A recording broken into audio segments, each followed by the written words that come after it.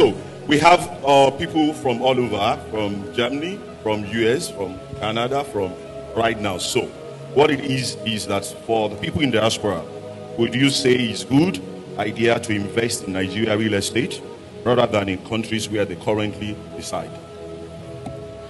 You know, I like it when the Nigerians who go abroad are still looking at opportunities in Nigeria. Because if you really understand some of the data that the central bank releases, many times repatriated funds by Nigerians in diaspora outweighs our income. I'm fine, thank you. It beats our income from oil. So that's why when people complain, oh, Nigerian skills are moving abroad, there are 220 million of us. I don't care, we can ship 50 million if they want. They should give us their territory to make money as long as the money comes back to make Nigeria great. We are an exportable asset, our people. Some countries have that as a whole strategy.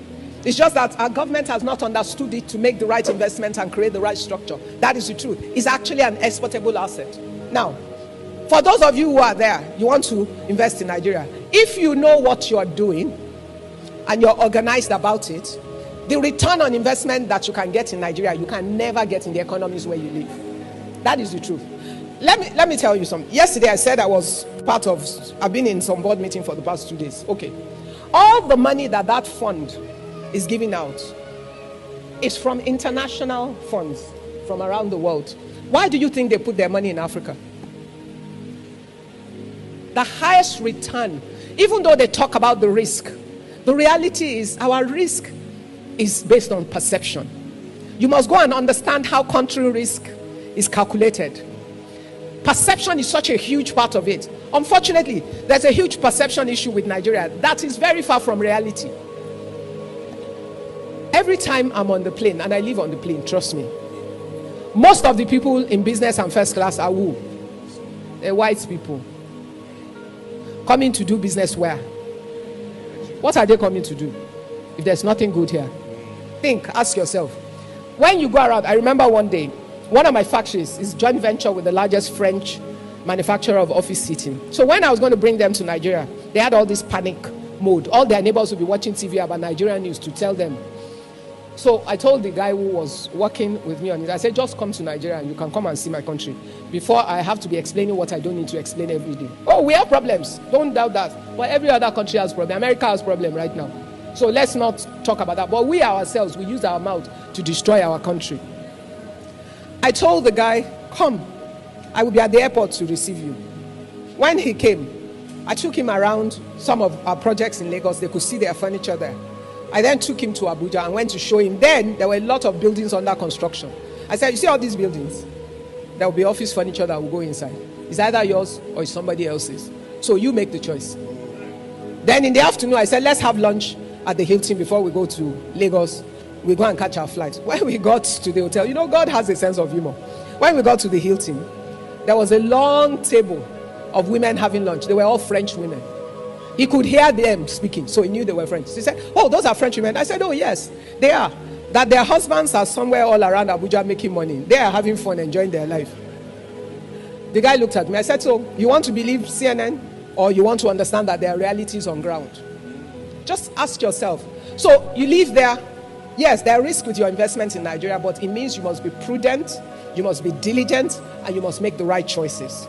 If you invest in properties, the return on asset for your property, you cannot get it where you are. Now, the next question I know you are going to ask me is, what about exchange rate? Exchange rate varies. It's about the time and the season. But you know what? If it's an asset like a building, you make no losses until you sell it, and you make no losses except you are changing that money back to FX at that moment in time. So it's really that you have to understand the system. Don't be sending money to your uncle to help you buy land and build a house that you might never find a house built or anything.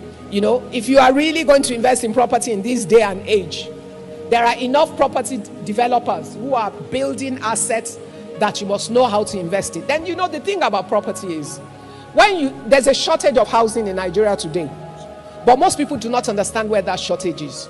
So you live abroad, maybe before you travel, you used to live in the Lekki axis. So that's all you see as value. Okay. But investment is demand driven. You have to know where the need is to know where to put your money. The need for housing in like Lagos is not in Lekki and VI or Ikoyi. Why? There's oversupply.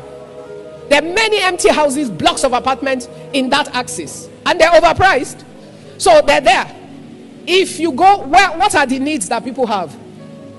Room, what do they call them? Self-contained, 1 room, 2 bedroom, 3 bedrooms. And where is the highest need? On the mainland. It's not on the island. But most people don't do their homework. So the fact that you want to live on the island, must your investments be after your pattern? It's an investment. It's not you that will live there. If you build face me, I face you, is it about you or about the economics of that investment? So what you need to do is think. What kind of investment are you making? Where are the real needs? What kind of rent does it command? And how can you manage the asset? People tend to define investment by what they like. It's like women who do business. You want to sell bags. Okay, you like designer bags. All right. But you live in Surulere. Then you open a shop on somewhere in Surulere and you put Louis Vuitton, Gucci and everything. The day you open, you make money. Why? It's your friends you invited to the opening. They're like you. They will buy it, and so you'll be deceived into thinking that you have the right model. Then for the next 6 months, people will come in. They will like it. They will carry it. Then they will go next door and buy the copy. Why? Because their pockets they like it, so your shop is aspirational, but their reality is in the shop that is selling the Chinese copy. Or even better, they buy the Turkish copies because they're higher quality.